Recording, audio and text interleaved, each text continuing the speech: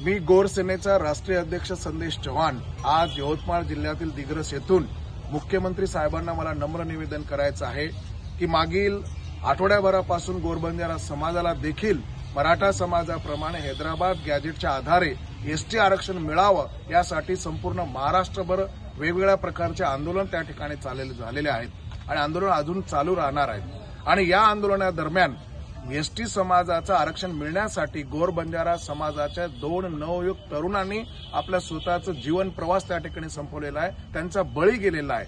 पहिला जो युवक आहे तो उमरगा तालुक्यातील आपल्या नाईकनगर तांडा मुरुम धाराशिव जिल्हा येथील पवन गोपीचंद चव्हाण यांनी हा तरुण नवयुवकाने आपला तो शहीद झालेला आहे आपल्या या एसटी आरक्षणासाठी आणि सोबतच भेन टाकळी तांडा तालुका गेवराई जिल्हा बीड येथील बाळासाहेब चव्हाण यांनी देखील आपली जीवनयात्रा संपवलेली आहे। हे 2 नवयुवक गोरबंजारा समाजाच्या एसटी आरक्षणासाठी शहीद झालेले आहेत, म्हणून या दोन्ही युवकांच्या कुटुंबियांना मुख्यमंत्री सहायता निधीमधून प्रति 10 लाख रुपये मिळावे व त्यांच्या घरातील कुणाला तरी एका व्यक्तीला शासकीय नोकरी त्या ठिकाणी घ्यावी अशा प्रकारची मागणी मी गोर सेनेच्या वतीने संपूर्ण गोरबंजारा समाजाच्या वतीने मुख्यमंत्री साहेबांना करीत आहे।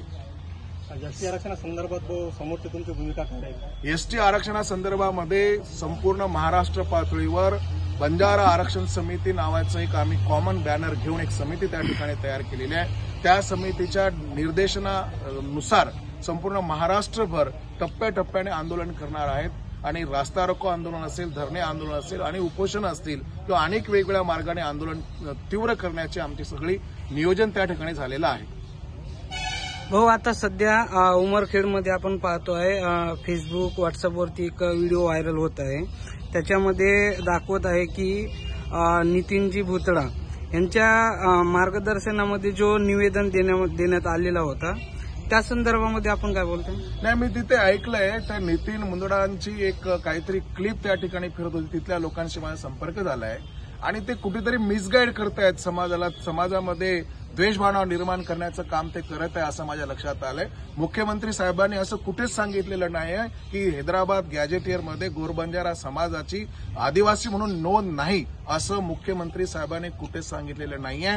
मी आपल्याद्वारे त्या नितीन मुंदडाला सांगू इच्छितो की कृपा करून आपल्याकडून जर काय होणार नसेल तर राबते बाजूला ठेवा, पण किमान समाजामध्ये चुकीचे मेसेज देऊ नका आणि समाजामध्ये तेढ निर्माण करण्याचं काम आपण करू नये एवढीच विनंती त्यांना मी आपल्या मार्फत करीत आहे। सध्या आदिवासी समाज बांधव पण मोर्चे काढत आहे, या संदर्भात आपले मत काय? हा खूप अत्यंत महत्वाचा मुद्दा आपण विचारलेला आहे। आदिवासी बांधवांना माझं हेच सांगणं आहे की हे जे काय आपण गोरबंजारा समाजासाठी आरक्षण मागतोय हे मूळ आदिवासीच्या आरक्षणातून आम्हाला द्या अशी आमची मागणी मुळीच नाहीये।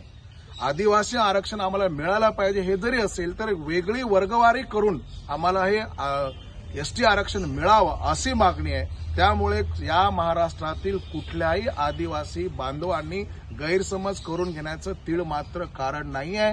त्यांच्या ताटला तर आम्हाला नको आहे, आम्हाला सेपरेट वेगळी वर्गवारी करून आम्ही आरक्षण मागतोय। त्याच्यामुळे त्यांनी कुठल्याही प्रकारची चिंता करू नये आणि कुठल्याही प्रकारचं गैरसमज करून समाजामध्ये तेढ निर्माण करण्याचं काम करू नये असं एक त्यांना माझं ही एक माहिती म्हणून या ठिकाणी मी त्यांना सांगतोय। आणि 15 तारखेला जे आपला मोर्चा आहे त्याबाबत आपण समाज बांधवांना काय आवाहन करतो?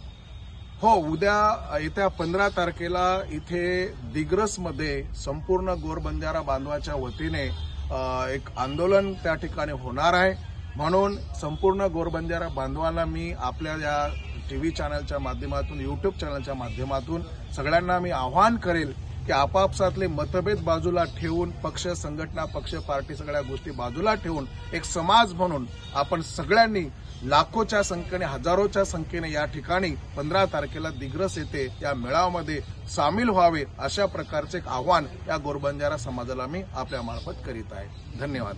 बोलो सेवालाल महाराज की जय। आरक्षण आपल्या हक्काचं नाही कोणाच्या बापाचा, आरक्षण आपल्या हक्काचं नाही कोणाच्या बापाचा।